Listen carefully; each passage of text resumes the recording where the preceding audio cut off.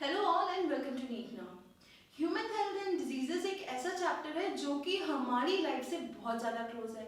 इसमें बहुत सारी ऐसी चीज़ें दी गई हैं जो कि हमने एक्चुअली देखी हुई हैं, या फिर जैसे अगर कोई डिजीजेस की भी बात करूं तो काफ़ी ज़्यादा हम लोग इसके बारे में सुनते आए हैं। इसी में एक पार्ट है वैक्सीनेशन एंड इम्यूनाइजेशन। अब वैक्सीनेशन क्या होता है? जब भी कोई बेबी बॉर्न होता है, आपके आसपास कोई ना कोई इन्फेंट होगा या कोई भी छोटा बेबी होगा, तो जब भी वो बॉर्न होता है उसकी एक बुक बनती है, उसमें बहुत सारे इंजेक्शंस लिखे होते हैं कि इस टाइम का ये जब 6 महीने का हो जाए, जब 1.5 साल का हो जाए। तो ये जो इंजेक्शंस होते हैं, वैक्सीनेशन जिसको कहते हैं, ये होता क्या है? देखिए, सबसे पहले हम इसके बारे में थोड़ी सी हिस्ट्री जान लेंगे। ये आपकी एनसीईआरटी में नहीं है, बट क्योंकि आपको ये समझ आ जाए इसलिए मैं एक्सप्लेन कर रही हूँ। स्मॉल पॉक्स एक ऐसी बीमारी थी जो कि बहुत ज़्यादा परेशान कर रही थी, बहुत ज़्यादा डेथ होती थी इससे लोगों की। हुआ क्या, एडवर्ड जेनर जो थे उन्होंने देखा कि जिसको भी अगर काउ पॉक्स हो चुका है, एक और दूसरी बीमारी है काउ पॉक्स जो कि शेफर्ड्स में होती है। शेफर्ड्स यानी कि जो कैटल रेस करते हैं, जो गाय के पास रहते हैं, दूध वाले समझ लीजिए एक तरीके से।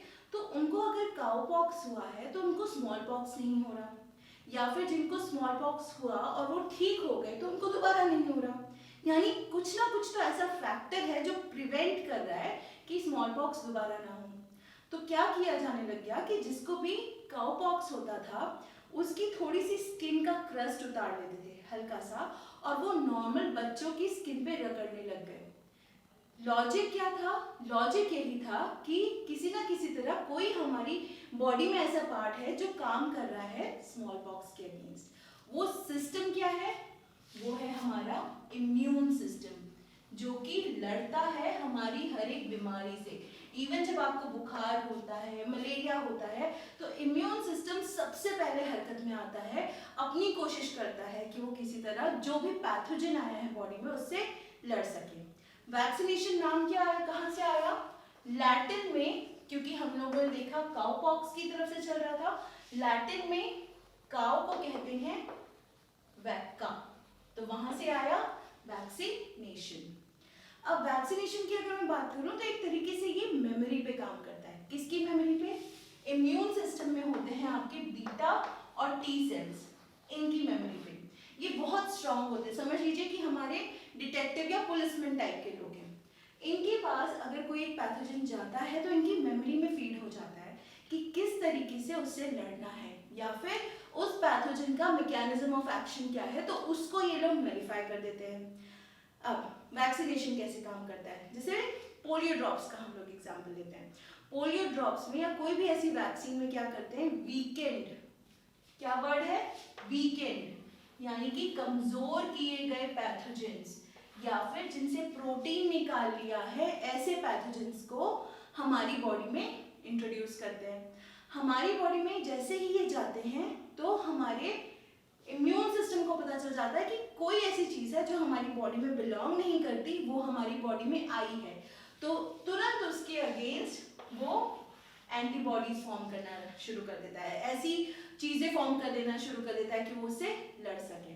क्योंकि ये वीकेंड है ना, इसमें कोई भी बीमारी कॉज करने वाली चीज नहीं है, तो इसलिए हम लोग ये आराम से सह जाते हैं। लेकिन बीटा और टी सेल्स की मेमोरी में ये बहुत अच्छे से सेव हो जाता है कि ये इस टाइप का पैथोजन है, इससे ऐसे लड़ना है। तो अगर आगे चल के कभी इनका असली अटैक होता है तो हम लोग उससे बच जाते हैं। जनरली आपने सुना होगा कि जब भी बच्चों को वैक्सीन दी जाती है तो कहा जाता है कि इंजेक्शन दे दिया, इसके बाद बुखार आएगा। क्यों बुखार आएगा? क्योंकि हमारा इम्यून सिस्टम काम कर रहा है। अगर बुखार नहीं आता है तो प्रॉब्लमेटिक है, क्योंकि इम्यून सिस्टम की वर्किंग जो है तब वो प्रॉपर नहीं है। आप अगर देखेंगे तो इस तरीके से बहुत सारी हम लोग जो वैक्सीन हैं वो करवाते हैं, ट्यूबरकुलोसिस, बीसीजी वगैरह, काफी सारी। अब ऐसे में हेपेटाइटिस की भी आई है। कुछ बच्चे हेपेटाइटिस के अगेंस्ट ही अपने आप नेचुरली डेवलप कर जाते हैं, लेकिन कुछ को देना पड़ता है। तो ये है आपका वैक्सीनेशन। कभी कभी क्या होता है, हम लोग प्री फॉर्म्ड एंटीबॉडीज भी देते हैं। अब प्री फॉर्म एंटीबॉडीज का काम क्या होगा? एग्जाम्पल देख लीजिए, जैसे कि स्नेक बाइट, किसी ने किसी को सांप ने काट लिया। अब ये चीज कॉमन नहीं है ना, हम लोग इस अगेंस्ट एक प्रॉपर वैक्सीन नहीं बना सकते क्योंकि ये सबको नहीं होगा। तो ऐसे में क्या करते हैं, जब भी कोई स्नेक बाइट का इंसिडेंट होता है तो हम उसको प्री फॉर्म्ड एंटीबॉडीज देते हैं जिससे वो स्नेक के वेनम यानी कि जहर से लड़ सके। तो इस तरीके से जो पहले ही फॉर्म हुई चुकी एंटीबॉडीज होती हैं उनको जब इंजेक्ट किया जाता है तो उसको हम कहते हैं पैसिव इम्यूनाइजेशन। पैसिव क्यों? कोई भी चीज आपकी बॉडी में फॉर्म हो रही है तो वो एक्टिव है, लेकिन आपको ऑलरेडी वो दे दी गई, इसलिए वो पैसिव इम्यूनाइजेशन कहलाएगा। वैक्सीनेशन एक बहुत इंपॉर्टेंट टूल है जिसके थ्रू हम लोग अपने इम्यून सिस्टम को बढ़ावा देते हैं, हम लोग अपनी इम्यूनिटी बढ़ाते हैं। कैसे? वही B and beta and T cells की मेमोरी को ध्यान में रखते हुए। इसके अलावा अगर हम लोग अपने बायोटेक्नोलॉजी पढ़ा है उसमें देखा है कि किस तरीके से हम बैक्टीरिया को यूज करके अब वैक्सीन्स बनाने लगे और बहुत ही लार्जर स्केल पे। तो जैसे जैसे हमारी बायोटेक्नोलॉजी एडवांस हो रही है वैसे वैसे हम लोग आगे चल के बहुत सारी चीजें जो है सिंप्लीफाई करते जाएंगे। हो सकता है भविष्य में हमको शायद एक ही वैक्सीन लगे और वो पूरी चीजों के लिए काम कर जाए। अच्छा, एक चीज यहाँ पे है कि जो वैक्सीन होती है वो कभी वायरस के अगेंस्ट नहीं बनती। वायरस के अगेंस्ट क्यों नहीं बनती? क्योंकि वायरस हमारे सेल्स यूज करता है। वायरस का खुद का कोई भी अगर आप देखिए बायोकेमिकल प्रोसेस एज सच नहीं होता। तो वायरस के अगेंस्ट वैक्सीन या फिर मेडिसिन बनाना बहुत ज़्यादा डिफिकल्ट होता है। और यही टर्म्स हम लोग आजकल बहुत सुनते हैं कि कोरोना वायरस के अगेंस्ट बहुत ज़्यादा डिफिकल्टी हो रही है वैक्सीन बनाने में। इसीलिए हो रही है क्योंकि वायरस के अगेंस्ट वायरस का जो प्रोटीन है आपने देखा है ह्यूमन हेल्थ एंड डिजीज में ही पढ़ा है, वो किस तरीके से हमारे सेल में आता है, किस तरीके से हमारे ही न्यूक्लियस को ऑल्टरनेट करके अपना जो अपने खुद का वायरस का प्रोडक्शन है सेल्स का वो कंटिन्यू करता है। तो इसीलिए वायरस के अगेंस्ट वैक्सीन बनाना बहुत ज़्यादा डिफिकल्ट है, बट बाकी सबके लिए वी हैव द वैक्सीन।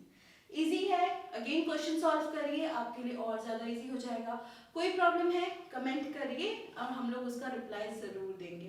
साथ ही साथ डिस्क्रिप्शन में कुछ लिंक्स हैं, वहाँ फॉलो करिए, हमें इंटरैक्ट करिए हमारे साथ। अगर अभी तक सब्सक्राइब नहीं किया है do subscribe, hit the bell icon ताकि जब भी कोई नया वीडियो आता है आप लोग उस तक पहुँच सके डायरेक्टली।